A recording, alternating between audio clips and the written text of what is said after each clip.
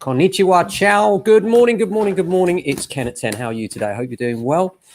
If you haven't been here before, then welcome and thank you for coming. We're James Alexander Estate Agents, broadcasting live every day at 10 o'clock. And it's Ken at 10 because my name's Ken. And we're estate agents based between Streatham and Croydon, an area called Norbury, which is lovely. You should come see us and you should buy here or rent here. If you need access to the city in a Zone 3 area, which is good value and relatively safe, then we're it. With some fantastic people. So how are you today? Hope you're doing well. A few things. First of all, the weather here in Norbury to report is a bit dull actually, but I tell you what, last couple of days we've noticed it getting brighter and brighter. It's really nice that you get up in the morning and it's actually getting bright out. And similarly in the evenings, you can really see the lift now. February is the last month of winter, isn't it? And it feels like we're kind of gradually getting through it. Very sad news today. Sir Captain Tom passed, which is a great tragedy. I mean, the man has been, for me, absolutely phenomenal. And what's been beautiful about it is that we're valuing people in different ways now, aren't we? And I think Tom was the epitome of that, really. Sir Tom was the epitome of that in the sense that he got us all thinking about other things. And a guy like that just walking around his garden, doing 100 laps of his garden, raising millions, being knighted. The flag is at half-mast at Buckingham Palace today. Bridges are lit up, the whole world is in mourning. Absolutely incredible guy. And I do feel in a way that whole generation is one we're never going to see again, isn't it? That one that fought through the war. There's something about that generation. I think during lockdown, we learned to value them more actually and respect them more. I hope so anyway. So I think there was a lack of respect for older people generally, especially amongst the younger generations. And I think that's changed. I hope so. So on to property news. First of all, UK houses prices drop in January. The Nationwide reported a fall in UK house prices last month, only a small one, 0.3%.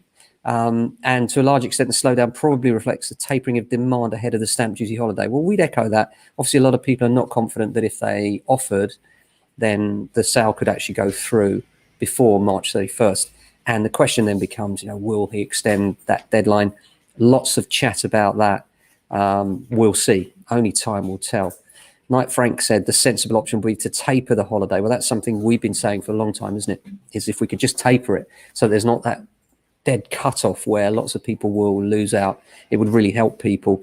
Even better than that, another headline, Sunak urged to rethink property tax. The Chancellor has been urged to scrap council tax and stamp duty and replace them with a new single property tax, with campaigners claiming the move would save households on average $435 a year.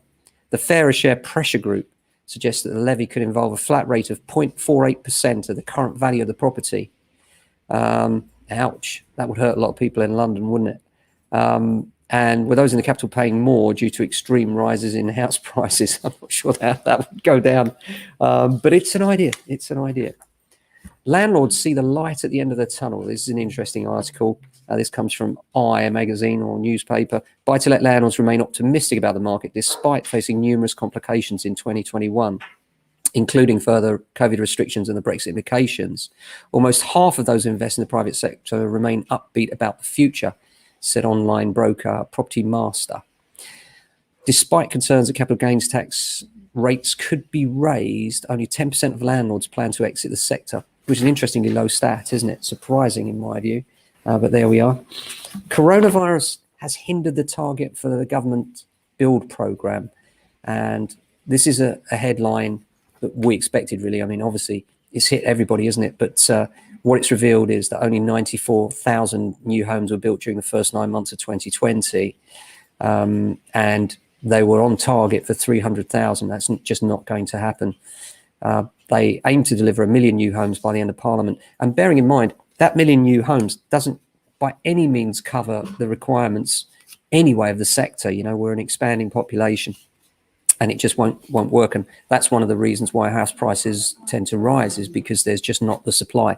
And that supply is being choked even further, and it wasn't good in the first place. So, that's frustrating in terms of people that are looking for a new home particularly.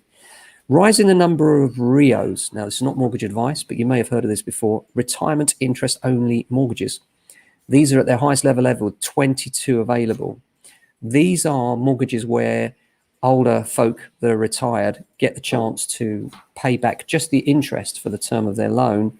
And it can be very helpful to those who are struggling with a mortgage and don't want to move, just want to stay put, and they can just pay the interest on the loans. And this is an interesting sector because it is known as a mainstream product as opposed to the special arrangement mortgages that you can get now, which is equity release, of course, and that can be a bit of a minefield. In some cases it can work, but it can be a real minefield. Home workers retreat to their sheds. Well, we've seen this a lot. They're saying now, this is from a luxury shed provider. The managing director of online shed seller Walton says his firm has seen a 300% jump in demand for garden structures that can double as a home office. While Richard Frost, the founder of the Posh Shed Company, says he's had to take on 3 extra staff. Good for you. Nice to see someone expanding a little bit. A young professional person is working from home, relying on a laptop. What they need is space. And psychologically, you've got your own place to go and work. And I think that's important too. So many people now feel kind of tied to their home and also the kids and everything else. And just nice if they could get their own space out in the garden. So you can see why that's going to be an expanding market over the next few months. Apart from that, I hope you're well. We've got a busy day ahead. A lot of inspections and maintenance to deal with at the moment. I don't know why. Maybe it's the end of the winter season. But just about to go out on evaluation in Streatham. Looking forward to seeing that. And apart from that, hope you're safe and well. Hope you have a fantastic day. We'll be back with you same time tomorrow for another Ken at 10. Stay safe.